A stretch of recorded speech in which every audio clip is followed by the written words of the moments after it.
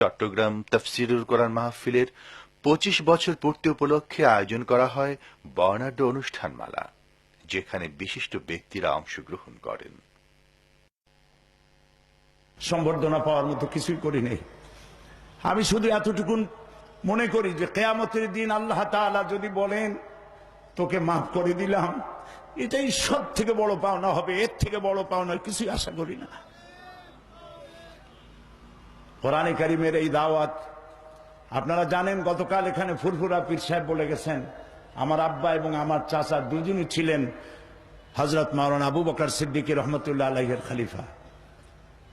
আমার ময়দান ছিল খুব ফুলে ভরা, কুসুমাস্তীর্ণ।